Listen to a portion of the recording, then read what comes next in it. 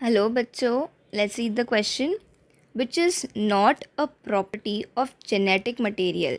So question हमसे पूछा है कि इनमें से कौन सी प्रॉपर्टी नहीं है ऑफ जेनेटिक मटेरियल। सो यहाँ हमारा की कंसेप्ट होगा जेनेटिक मटेरियल।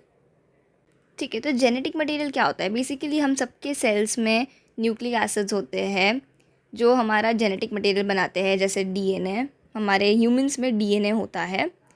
तो ये डीएनए बेसिकली क्या करता है? इसमें कोड होता है जिससे हम फंक्शन करते हैं। तो अब हम हमारे स्टेटमेंट्स पढ़ते हैं। So it should undergo mutation at a very fast rate. So जो डीएनए या जेनेटिक मटेरियल होना चाहिए, it should not undergo mutation at a very fast rate. It should mutate but at a slow rate.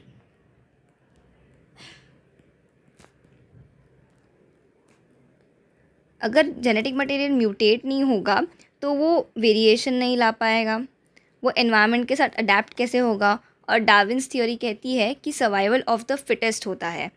सो उस हिसाब से अगर हम environment changes के साथ अडेप्ट नहीं करेंगे, म्यूटेट नहीं करेंगे, तो हम सर्वाइव नहीं कर पाएंगे। सो उसके लिए म्यूटेशन ज़रूरी है, but at a slow rate. अगर बहुत ही जल्दी जल्दी म्यूटेशन हो रहा है तो वो हमारी बॉडी को डैमेज ही देगा, वो ह्यूमंस को डैमेज ही देगा। सेकेंड है it should be able to generate its replica.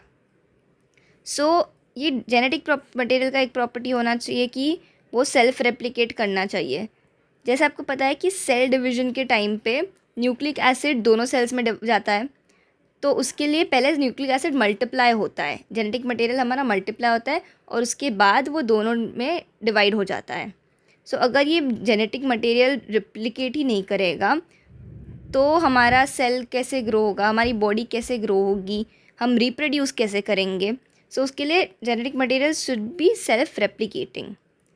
Third statement is it should be chemically and structurally stable. So जो डीएनए है वो chemically and structurally stable molecule है। अगर नहीं होता तो वो किसी से भी इजीली रिएक्ट कर लेता और डिस्ट्रॉय भी हो सकता था। और डीएनए तो मतलब हमारा कोड है, डीएनए के बिना हम फंक्शन ही नहीं कर पाएंगे, बिकॉज उसी में सारे फंक्शंस लिखे हुए होते हैं। सो इसके लिए they should be chemically and structurally stable. Fourth, they should be able to express itself in the form of Mendelian characters. तो ये स्टेटमेंट भी सही है, बिकॉज जो मेंडेलियन कैरेक्टर्स है कि डोमिनेंट रिसेसिव होना चाहिए, वो इम्पॉर्टेंट है एक जेनेटिक मटेरियल के लिए, तभी वो फीचर्स हाईलाइट हो पाएंगे। सो हमारा आंसर यहाँ क्या बनता है? It should undergo mutation at a fast rate. ये गलत स्टेटमेंट होगा। मैंने आपको क्या बताया? म्यूटेशन होना चाहिए but at a slow rate. So hope you have understood it well. Good luck and thank you.